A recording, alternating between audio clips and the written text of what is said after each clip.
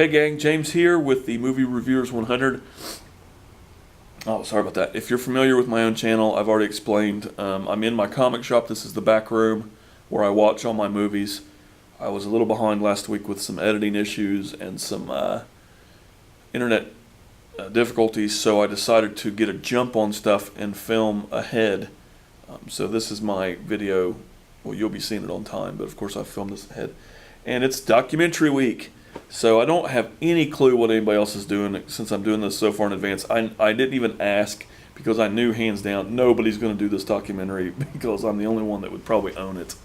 And I just had to do it. I had not watched it since I bought it, and anytime I get to talk about this subject, I talk about this subject. If you've watched my videos on my own channel, you know of my huge fascination with Jim Henson and the Muppets. So of course I'm going to be reviewing the documentary Hensons Place.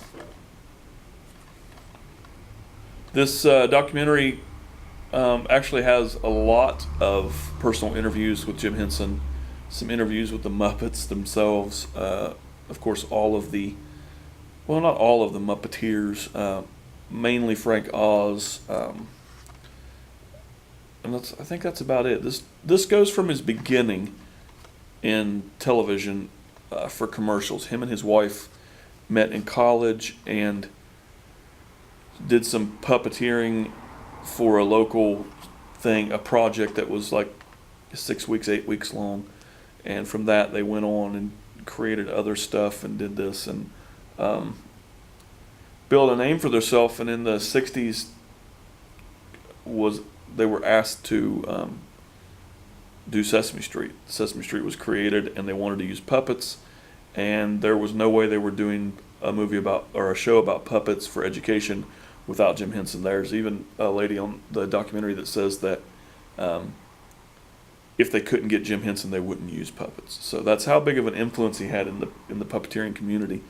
I've been doing puppet stuff for a long time. Nothing of any note. Of course, recently my YouTube videos. But I've played with the puppets and the Muppets for a long time, and I've gotten a little better at it. I don't think I'm as, noteworthy as any of the even worst puppeteers that Jim had, but I do enjoy it. I feel a lot of myself from Jim Henson. He's one of the characters in life that I have always looked up to, that I would always wanted to have met. He's the one, if I could pick a celebrity to spend a day with, past, present, anywhere, it would be Jim Henson.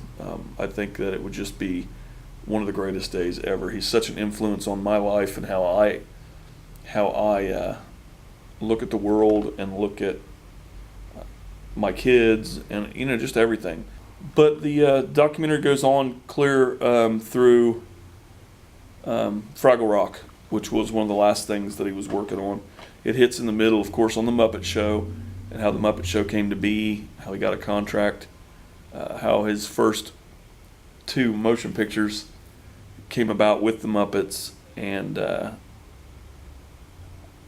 just his overall influence on the community at all. And we hit Dark Crystal and Labyrinth, 2 of his big feature films, and then we end up in Fraggle Rock, like I said, where he didn't play as big a part as far as being a puppeteer. He had like one character that came on every now and then, but he of course was the creator and did a lot of the writing and stuff like that. But he took this time to like sit back and enjoy his stuff. He was by far a workaholic.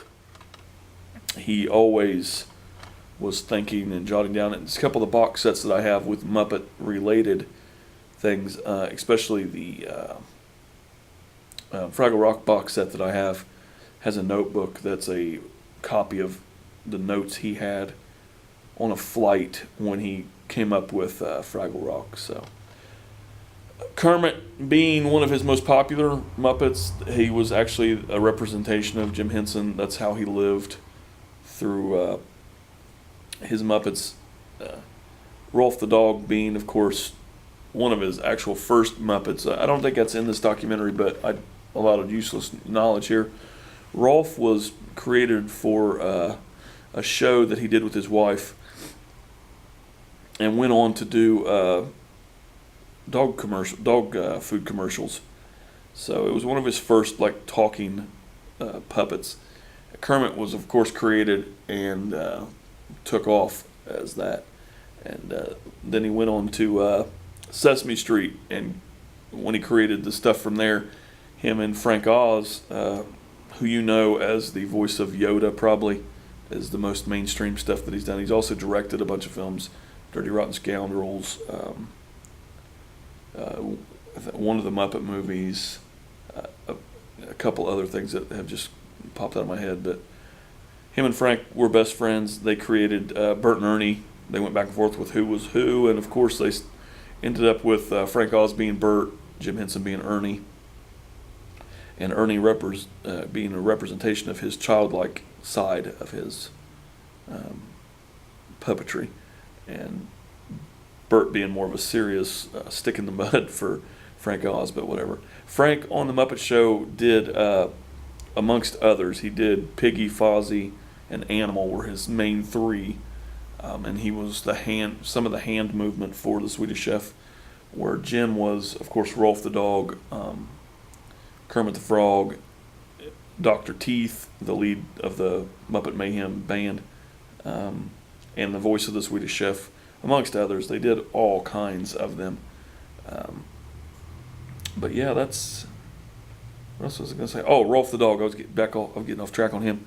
If you watch the Muppet Treasure Island, you'll notice that Rolf is silent, and that's a homage to Jim Henson. They couldn't very well make Kermit silent since he's the main character, but they chose to do Rolf as a silent character because he was a big part of Jim's life, and Jim had died prior to this movie, and so his company decided to play Rolf without a voice. Now I know his son Brian Henson went through a little bit where he did the voice of Kermit, and he wasn't right on, but he wasn't terrible. I don't really particularly care for that age of Kermit, but he kept him alive, and that's very good. The Muppets have since been sold to Disney, and I'm hoping that they Blu-ray some of their movies. I would love to. I don't know if I would rebuy them all, which I probably would because I'm just really bad into the Muppet stuff. But the original Muppet movie in particular, I would love to own on there. The only Muppet movie I do not own is the Rocky Mountain Christmas with John Denver. It's very expensive on Amazon. It's upwards of $90. Even to get a bootleg copy of this would be a stretch. I've tried once, and it was an awful copy, and it didn't even finish the show.